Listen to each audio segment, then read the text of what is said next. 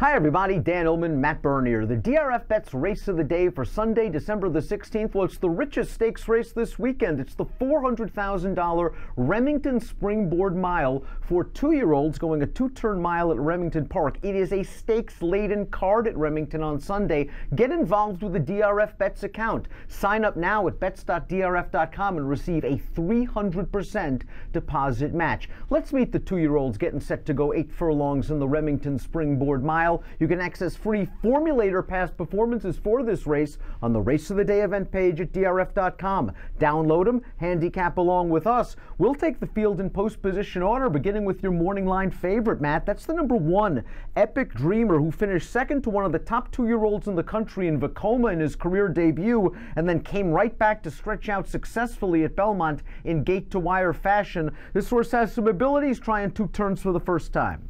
Yeah, a couple questions that you're going to have to answer for this one. Like you say, 2 turns for the first time, facing winners for the first time. Also, from a pace dynamic, I'm going to be curious to see. I don't think Javier has much of a choice. I think you need to be aggressive out of there to at least establish that position. Last thing you want to do is get boxed in or shuffled back. So I don't know that this one absolutely has to be on the lead, but I think just by circumstance, there's a real scenario where Epic Dreamer leads him going into the first turn. And we'll take a look at the Timeform U.S. pace projector. They believe that the pace will be fast, but keep in mind, that happens a lot on the pace projector in a full field of 2-year-olds. Epic Dreamer drawing the inside, you have to figure is going to be forwardly placed. You've got the 8 Bankit, we'll talk about him in a bit, and the 11 D Taz, who really has to hustle from a tough outside post position. I agree with you. I think Epic Dreamer will be forwardly placed, if not outright on the lead going into the first turn. What did you think of his most recent race? Now, I know there were only 4 dirt races at Belmont that day. He was 2-5. He was supposed to win. In my viewpoint, I thought you had to be on the lead. You had to be on the rail. I think that was the day Pattern Recognition won the Bold Ruler. Epic Dreamer might have been helped by the track that day, but there's no doubt he's a pretty good horse. I was going to say, talent is certainly there. The thing I find most interesting about that run, if you couple it with what you brought up, that perhaps circumstances aided in his victory being as impressive as it was, he actually ran slower on both figures in that second start as opposed to the debut. He regressed from a buyer and from a time form standpoint. So I'm going to be a little bit curious to see what we get here. I think he's a major player. I wouldn't touch him at 8-5. I think he should be a little bit higher than that, but in the grand scheme of things, he's one of the more likely winners. The number 2, Kazaringa's got a really strong pedigree. This is a Calumet Farm homebred. He's by Candy Ride. He's a half to Team Colors, a grade 3 placed router. He's a half to the stakes winning Turf Horses Team of Teams, and the Damn Teammate was a multiple grade 2 stakes winner. So Kazaranga has pedigree in spades, and last time out beaten at 2-5 against Tone Broke. It was a race where perhaps the pace just didn't set up correctly for him, although Tone Broke came from right over the top and beat him. I was disappointed by Kazaranga's most recent performance. Yeah, and I do look at it. I know he's only gone out 4 times, but it feels like this one's just not necessarily improving as quickly as I'd like to see. And at this point here, you're going to need to run something exceptionally fast compared to what he's been running in the past. You brought up the pedigree, though. There's a part of me. Note that they debuted him on the grass going 2 turns. I think maybe down the road, ultimately, his future will be on the grass. The number 3 is Marquis Prince. This is a son of Cairo Prince, who's had a good year as a first crop sire. The Dam was a multiple stakes place runner routing, and Marquis Prince is a half to a stakes winning sprinter. So we have a nice versatile pedigree here. This horse has already won on dirt and turf, showcasing the versatility, and he was probably in just a little bit too tough last time out in the street sense behind next out 96 Spire winner Improbable. Yeah, I don't know that you want to hold the loss to Improbable against this horse. You brought up the pedigree being a half the holiday soiree. The thing that I'm most concerned about with a horse like Marquis Prince, I see both of those lifetime victories outright on the lead, and the 2 times this horse didn't make the front, completely nowhere. And I recognize one was on the grass, but this horse won by 12 lengths on the grass. So there's a part of me that does wonder, from a pace situation, how is he going to adapt to very likely having to take a back seat off of the pace. The number 4 is 6 Shooter. This horse has proven to be a really sharp claim for trainer Paul Holthus, who took this one out of the debut for $20,000. 6 Shooter has won twice, most recently an allowance race at Churchill Downs. It was an off-the-turf race. I thought this horse was moving very comfortably into the stretch, really not being asked for his best till about the 3/16 pole, and then he readily went right by the winners. Now, that was a 1-turn mile. He's by Trap Shot, a noted sprint stallion. I wonder if the 2-turn mile is going to be a tough for this horse, but he could get the right setup.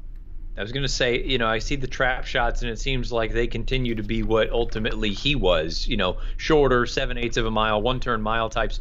Like a two-turn mile, maybe it's not out of the realm of possibility. You've got the lemon drop kit on the bottom, and like you say, moved well enough in that Churchill race. From a buyer standpoint, he's actually not that far off from some of the main contenders, and if you think you're going to get 8-1, perhaps he's value. Steve Asmussen has 5 of the entrants in the Springboard Mile. We talked about Casarango already. He also has the 5 long-range Toddy, who's won 2 in a row, including a victory over course and distance 2 starts back.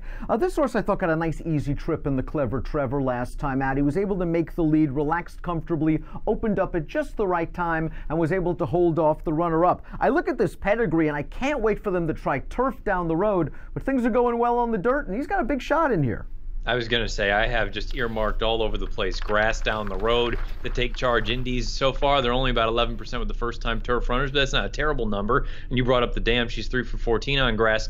You're at a point right now where if it's not broke, don't fix it. Go on with it. Continue to try to make money here with these 2-year-old races, soon to be 3-year-old races on the main track. Eventually, he's another one. I think he'll really excel when they get over the grass. And that might be the case also with Asmussen's number 6 horse, Tone Broke. The Dam, a grade 3 placed runner on the turf. This one's a half to a stakes place synthetic runner and a multiple stakes winner on the turf. And while he hasn't run fast just yet on the buyer scale, beware, because that last race had no pace. They went 25, 50 and 1. He was coming from next to last, and he was able to run them all over. Hard to get a fast final buyer speed figure when there's no pace up front. This horse might be a sleeper at a good price. Yeah, the other thing to factor in with a horse like this, you're going to look and see that he's continued to move forward in all 4 of his lifetime starts, but you could also make the argument that perhaps in those first 2 starts, he caught sloppy and muddy sealed racetracks. Maybe he didn't appreciate the wet going. He gets to those 2 races over fast going, and he really accelerated. He really moved up in a big way. Maybe we're looking at a situation where this horse is going to offer some nice value. Second off the bench, he takes another step forward, and he should get a much more favorable pace scenario with that running style. The number 7, Dobbins G, is an Oklahoma bred taking on open foes for the first time, so it's going to be a big ask. Stakes placed against fellow state breds last time out. It was an okay effort. His buyers continue to creep forward. He might be up against it from a class standpoint. Yeah, I just look at it and say I think he's a little bit slow right now. Perhaps going against this group is a little bit too much at this point, but more importantly, from a speed figure standpoint, he just needs to improve.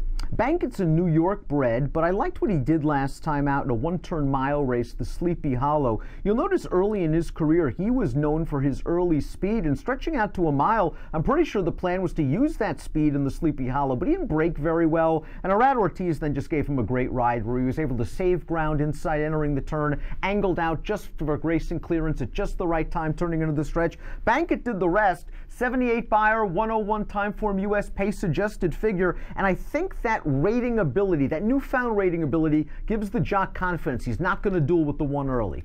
I was going to say, now you can sit off of a target and still be effective. Now, the question ultimately boils down to his 2 turns going to be what he wants. You brought up the central banker piece. I'm also curious. He's another one down the road. I recognize it's early with the central bankers, and so far the numbers aren't spectacular, but on the bottom there's plenty of turf. So it does make me wonder if at some point, you see that the central banker was by Spitestown. They can really run on anything. Perhaps at some point you try the grass with this horse, but right now he's a primetime player here. Horse that finished 10th in the Sleepy Hollow came back to win a state-bred stakes race in New York with an 84 buyer. Talk about turf bred. The 9 Tobacco Road is by Quality Road. He's a half to Isabella Sings, who we all knew liked to rock and roll on the turf. He's also a half to Alora Michelle. The Dam was stakes placed on the turf in France. This horse has done some good things. And that Clever Trevor last time out against long-range Toddy, I thought he ran okay because there wasn't a ton of pace. We know the winner that day controlled the pace, and he came with a little bit of a run, and his run in the Iroquois 3 starts back was promising as well. Yeah, I was going to say, this is a horse, if you're looking for that true one-run closer type that you're going to get some pace to run at, I think he makes plenty of sense in this spot. I haven't been overwhelmed by any of his performances, to be honest, to date, but there's a part of me that, again, I recognize why these connections run in these kind of races. They're rich, they're 2-year-old restricted, and at this point, talent outweighs anything else. Eventually, I think you're going to need to get to the surface that he's probably bred for and wants, and that'll be the grass. And out of the gate, we showed Dump's career debut at Penn National, and boy, it was super impressive with the jock just looking back and kind of laughing. at the competition. And remember, this was a 2-year-old debuting around 2 turns. And to win as easily as that with a solid 70 buyer, you understand why the phone started ringing off the hook. And Michael Maker was the trainer of record for the second start. He didn't disappoint. Second time out, he was in tough, but more importantly, he caught a wet track that I don't think he liked last time. This looks like a good spot for Dumpf, and I know you like him. Yeah, I think it's a combination of things. I'm hopeful that Kentucky Jockey Club was more a product of the wet track as opposed to maybe being in over his head, but he was relatively close to a hot pace that day that for the most part melted down. Those first 2 races, I just thought visually they were too impressive to think that this horse doesn't have another forward move in him. I think he's going to work out a better trip here in this spot. Doesn't have to have the lead. I like that he's proven it 2 turns, and I don't know that you're going to get 10-1. I think he comes down from there, but I don't know if it'll be significant like it was in the Kentucky Jockey Club. I could see him being in that 6-1 range. Ditaz completes the field. This horse was a pace-pressing winner over course and distance last time out against fellow Oklahoma breds. The problem's the post and the running style. This horse likes to be forwardly placed. He really has only one way to go here, and that's just be on a dead send. And maybe the one Epic Dreamer lets him go, but I just find it hard to imagine him establishing a clear lead and clearing over to the rail. If he's going to win this, he's got to do it stepping up against open foes and just basically running hard from start to finish. I was going to say, there's so many things that just line up against a horse like this, and you hate it for the connections where maybe this has been the goal all along, and then all of a sudden you end up breaking on the far outside in a race where there is other legitimate pace down toward your inside. So I think they were kind of up against it here. I don't think you sort of veer off track. I think you still play to your strength. Send them and you try to clear, but at the same time, I just have a hard time envisioning a scenario where it works out. Winner of this race might end up on the Oak Lawn Road to the Kentucky Derby. Let's take a look at our top selections for the Springboard Mile. You liked Dumpf last time out. You were stymied by the wet track. 10-1 on the line. What odds would you take on him? Yeah, look, I would still take probably somewhere in that 9-2, 5-1 range. I think he goes off in the 6-1 range. I think he's going to come down from 10. But again, we'll find out. To me, this is going to be a real test or a real telling race for this horse, because if you get something similar to what we saw at Churchill most recently, then perhaps it's just he's in over his head and he can't handle this level of company. If he runs much better, perhaps it was that wet track that did him in. I like him in this spot. I went 10-8, 1-6. I'm going to go with Bank It. I liked his last performance. Now he's got to do it around 2 turns. We've seen it often. First time 2 turns, often very tough for these 2-year-olds. But I liked what he did in the Sleepy Hollow. 8-1-4-10 for me in the Springboard Mile. Race number 11 at Remington Park. Nice card on Sunday evening. Bet it with a DRFBets account and the 300% deposit match that comes along with it. It's an easy sign up at bets.drf.com. An approximate post time for the mile, the Remington Springboard Mile, 7:52 Central. Best of luck.